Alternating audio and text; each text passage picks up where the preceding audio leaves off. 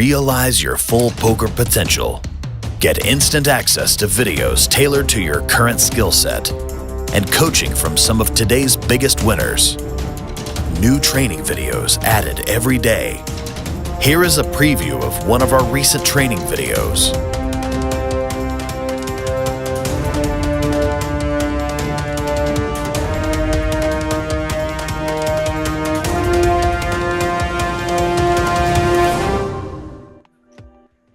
Okay, I know that for this stack depth we should be doing lots of limps, right?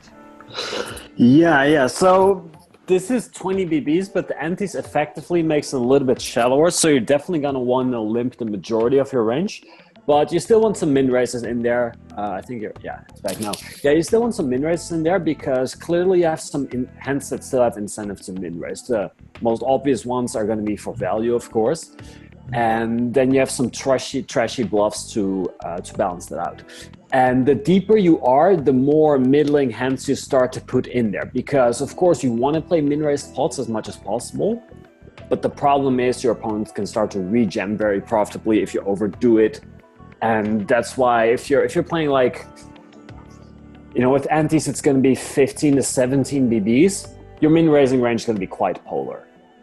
It's going to be big pairs, big suited broadways and suited aces, and then trashy bluffs to balance that out. And maybe a couple like middling trashy stuff like 10-7 offsuit, Jack-7 offsuit, but really quite polar. And then once you get to 20 BBs, like here, it's 20 BBs with antes. You can also start to min-raise hands like this. This is a hand you really do want to play a min-raise pot with, but of course, the problem is you could be jammed off your equity, which is annoying.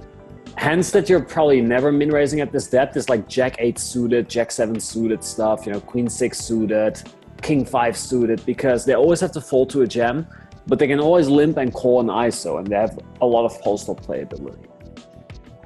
Nice, that makes sense. So I raise, calls. I think here I've checked a lot, probably. Yeah. Also, so can I have a leading range here? Say again. Can I have a leading range here on this spot? You could for sure have a leading range here, yeah, because this is a board, like Paulo said, he's probably going to check back here a lot. So whenever somebody checks back a flop a lot, that means you're going to have incentive to lead with parts of your range. Mm-hmm. So, yeah, I think this is a pretty interesting board because both players actually miss a lot here, right?